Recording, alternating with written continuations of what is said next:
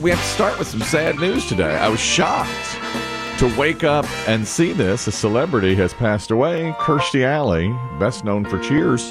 First thing I saw, couldn't believe it. Yeah. Short illness, battle with cancer, I believe they said. Yeah, family said cancer. I didn't know that was happening. They said private battle. She never told anyone. I guess that's it then, yeah. Terrible. 71. Best known, I guess, for Cheers. And then did the Look Who's Talking movies, which I loved. I'll just admit it. I loved those movies. Me too. Yes. Did they make too many? Of course. Yeah, okay. Yeah, but the first one, First one was fun. I want to watch it today. Why don't you come over? You're pulling a Kelly, Biggie. It's not like you. Let me tell you something. Well, this is off the Kirstie Alley news, which is terrible and tragic. Why don't you come over to my house and bring your lady friend who I just met last night? Oh, that's right. That's a wonderful young woman. Yeah. You better, that's a one. I went home and told my wife, I said, you're not going to believe this. Biggie has found a wonderful young woman. And I felt like, I'll just say this, and we will get back to Kirstie Alley. That's the most important. Sorry, Kirstie. I don't want to. We've already ruined it. Clearly, it's the second most shocking thing you learned in the last 12 hours. Let me tell you, we had a holiday event last night for some clients here of the radio station. Very nice. Listen, as Chris Demm put it, I'm drag assing in here today. I mean, I was wiped by the end of the day. Yeah, you do these events on them early in the week. That's the problem. It's going to, you're kind of playing catch up all week. I have to blame management. We didn't plan this early enough. I think we got to start planning this in like June to get the night we want. We had to do it early in the week rather than a Thursday. Because let's face it, we can blow through a Friday, whatever. Yeah. Or, do it on a weekend, whatever.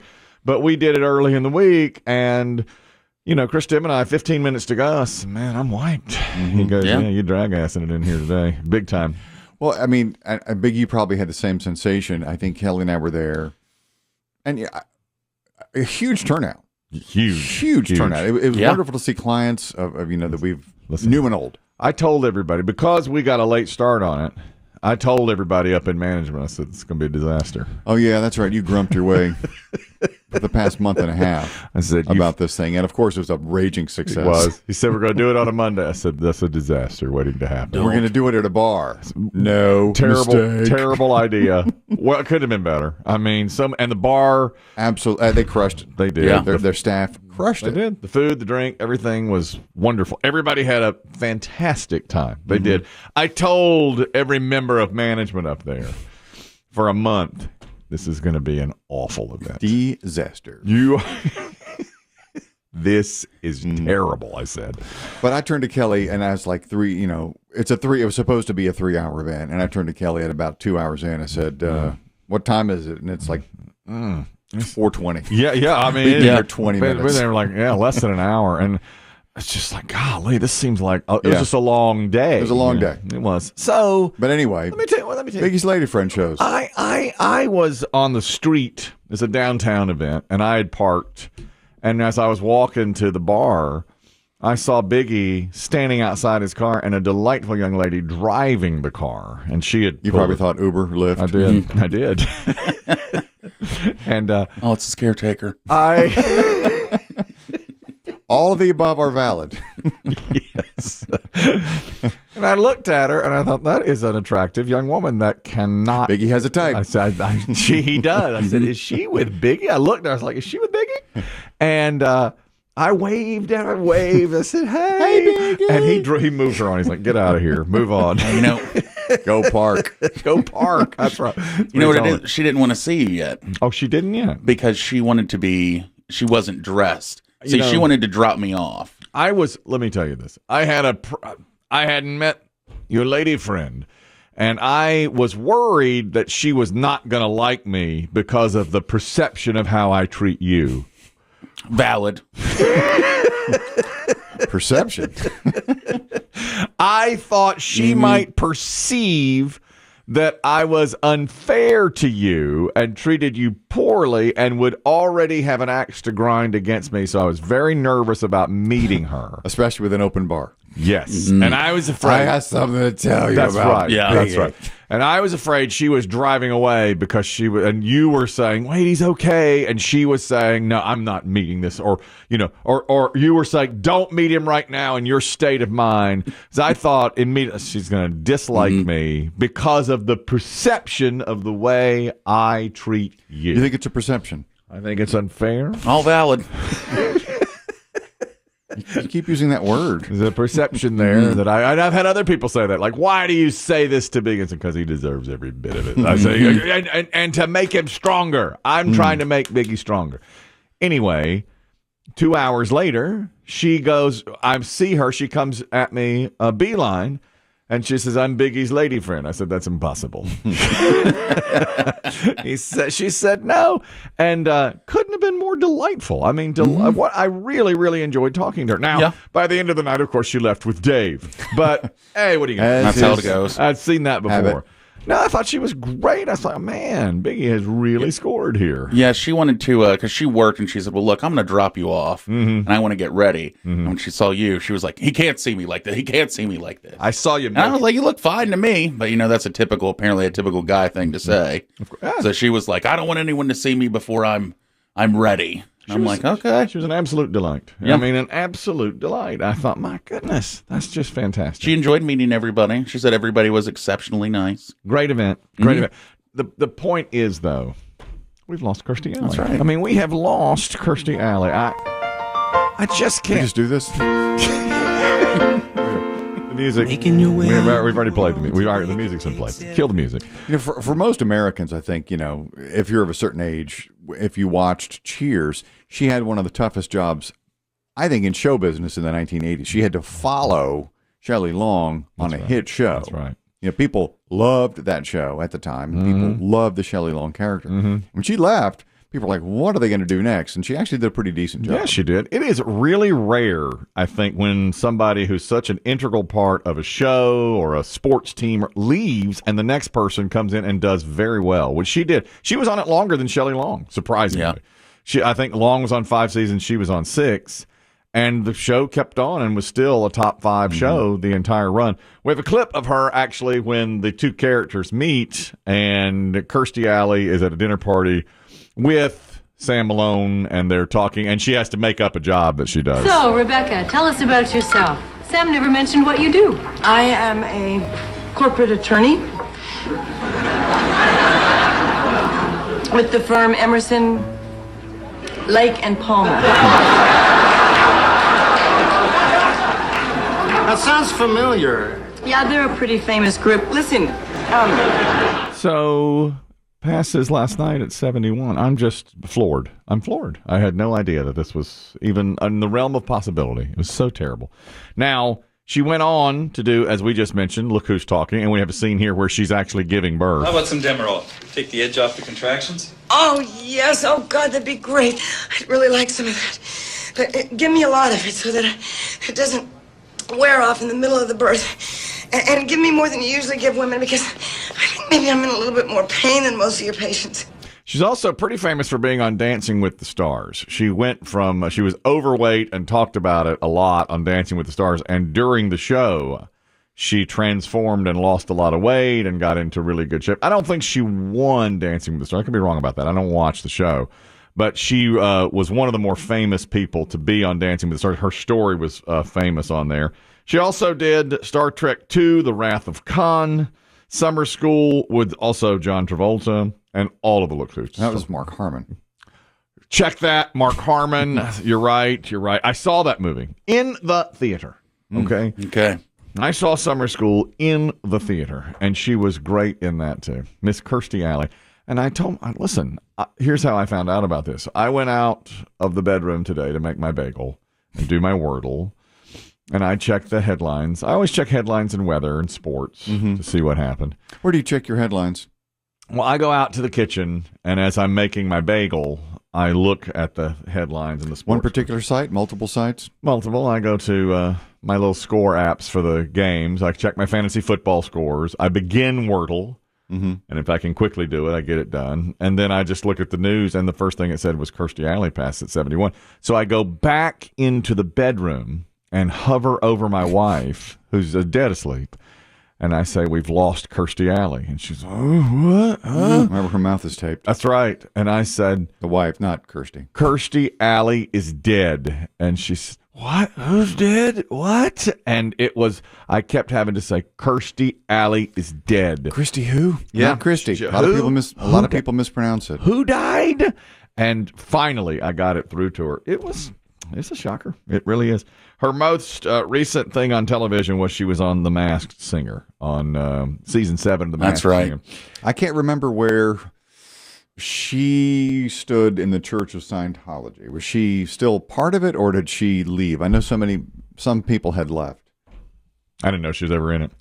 Oh yeah, she's a famous. Was she Scientologist. famous Scientology? I don't know. I don't have any idea about how she figures that out. We have a clip of her talking with Oprah and telling Oprah that she saved her life because Oprah got her to quit smoking cigarettes. You sort of saved my life. Seriously, because remember I had, at John Travolta's birthday party, I'd started smoking. And the day I did your show, you said that you quit eating a lot and changed your life because you had heart palpitations. Yes. So when I left here, I thought, oh my God, I'm smoking and I'm fat. These heart palpitations are just around the corner. Yeah. So I actually stayed in Chicago after the show, and I stayed here for I think 5 or 6 days, held up in the Four Seasons, and I quit smoking. And she's very public about her weight struggles, and I guess her health. Is that why you're relating to her so much? I think so. I did a deep dive today. I crammed on Kirstie Alley because. She's, this is a big deal. This is a big deal that she's passed away, and I really did like those. You're emotional about this. I am. I'm more emotional. Maybe it is way more than Christine McVie. Yes. Well, that one, Biggie says I went overboard too. I don't know why it is, but I'm roller coaster. The roller coaster weight. Well, obviously, the grim specter of your death is looming. That's right. That's exactly right. You claim you're at halftime, but I hope so. Most of the actuarial tables show you've got about a good 10 years left. That right there. And when Kirstie passes at 71, I start to think, oh my goodness, that's too young. She's too young to have died. I'll tell you something, too. You just said about how she followed up Shelley Long and did well on there. They also had Woody come in to replace Coach. They had 2 big stars. Now, Coach died. And after 1 or 2 seasons, a season and a half, and then Woody Harrelson comes in, and again, just they didn't miss a beat. That's pretty rare when shows can do that. Well, back then it was not a splintered universe. There were 3 networks, and NBC just kind of owned that night. I think people were willing to give Cheers the benefit of the doubt. Yeah, that's right, because it was such an entrenched show. MASH did it too. I was trying to think of other shows because people would leave that pretty regularly, and others came in, and it would still go on, and you'd think, well, it was better with so-and-so, but it would still go on and be popular. Darren on Bewitched, playing the Dave Aiken dating game. Is that? And that went on, even though... Kept going. I mean, I think we all agree the first Darren was better, but it worked. It worked. They kept on, and the show... Maybe you're right that it was... because there were only 3 networks, you'd get away with it. It's okay. Is there... What show... Do you know... Golly, I'm going to go back past Bewitched. The Munsters had, and I didn't even know this until recently, I was doing a deep dive on Pat Priest. That was unexpected. She played Marilyn, Marilyn on the Munsters. Yeah, she was the quote-unquote normal-looking one that everyone thought, the Munsters thought was the ugly girl. Right, because she was beautiful. Well, she was played by 2 different actresses. And I had forgotten all about that. I forgot about that. I don't remember if Pat Priest was first or second, but they replaced her, and the show just goes on, So those are shows that it's happened with. There have got to be many that replaced somebody and it didn't work. Well, look at your that it didn't work. Well, I mean, many have. It has worked. Like the Dukes of Hazzard never really recovered. Oh God! When those 2 leads left. Oh God! Well, your Law and Orders just keep on keeping on. Yeah, they churn through them. You're right. When Bo and Luke left and they replaced him with Coy, the actors go on strike or something. Yeah, they wanted more money. Wanted more money. Yeah, that was the contract holdout. Well, they brought in Coy and Vance, and I said to my father, I said, this is not even close. This is not even close when you have Coy and Vance. I don't think the show really recovered because the 2 leads did come back. They did after a season or less than a season. They came back, but it never was quite the same. I don't remember it being quite the same. You're right. Something about it jarred there. Do you know, now I'm down the rabbit hole on this, I remember, but this show did recover somewhat when Suzanne Summers left Three's Company. True. She was a breakout star. Yeah. And she wanted more money. And remember, they did that thing. She was contractually obligated to be on there, so they'd put her on the last 1 minute of every show. She'd call from a phone call. Yeah, wherever she was supposed to be. And as a kid, you just are like, oh, okay, that's, you don't know. But it was a contract dispute, and she never came back. And it was never nearly as good. True. But it still, because there were only 3 networks, I guess it still remained a popular show. And then I just thought of somebody else. When I watched Sanford and Son, Fred Sanford was gone for about... He had a holdout too, right? A holdout year? Contract thing. And they brought in Grady. Grady had to live at the junkyard. Yeah. And Grady... with Lamont. Yes. And Grady would be on the phone with Fred. They never even showed him. They're like, hey, Fred. And then he just... That's all you'd see is that side of the conversation. Man, that happened. Carol O'Connor held out for more money on All in the Family. And really? And he was gone for... I don't even know how many episodes. Gosh, I don't remember that. Not that many episodes. Dave will know. He'll know because he was not there. It's hard to imagine that show without him. You couldn't do it without him. Yeah. I've seen no way you could do it without him. But they really made that work with Cheers because I mean, there is definitely a demarcation line between Shelley Long and Kirstie Alley, but it really did work. Jordan, you're talking about the Dukes of Hazzard, the Coy and Vance era. Go ahead. Yeah, I was telling Biggie, I'm 25 now, or I'm sorry, 26, but I fell in love with the Dukes of Hazzard when I was in preschool because at the 1 o'clock time, Dukes of Hazzard would come on, and then Cops would follow right after. So that was like my weekly routine. Yeah. But for my 10th birthday, I got all the seasons for the Dukes of Hazzard for my birthday, and I remember it's right around season 5 or 6. When I started it, Coy and Vance kind of showed up in the first episode, and I remember asking my parents, like, hey, is something wrong with the DVD set? Because where did Bo and Luke go? And they ended up telling me, well, no, the actors, they were having contract disputes, and so they got, their cousins to come in. That's right. And I remember just looking at them like, these guys suck. I want Bo and Luke back. You're right. We all had that same reaction when it was on television. When it was these clowns? We were like, what? Because, back then you didn't really know what was going on because there was no internet, when we were kids. There were gossip sites, but I mean, you call them. But you're just like, what's going on here? Why are these guys in? And they just bring them in as cousins, That's what we did when we committed Biggie to a facility earlier this year. Yeah. This is his cousin, BB Shea. 3 months of BB Shea. We just said, his cousin's here. Thank you, Jordan. That's really great. I'm glad you liked the show. Even what a gift for a 10-year-old. Yeah, all the DVDs. Thanks, Jordan. Appreciate you calling. Now it's harder to get away with because we know what's going on. When somebody leaves the show. Very few secrets. Yeah, and so, but there are still secrets. Well, that's why we are always open and honest and transparent. When something happens on this program, we're open and honest and transparent. It's your most comfortable feature. When you have to be honest. That's right. So difficult for me, so tough to do something. Because that's what everybody says. Well, in this era, you just be open, honest, transparency. Don't try to cover anything else. But that's what I run to. That's my go-to,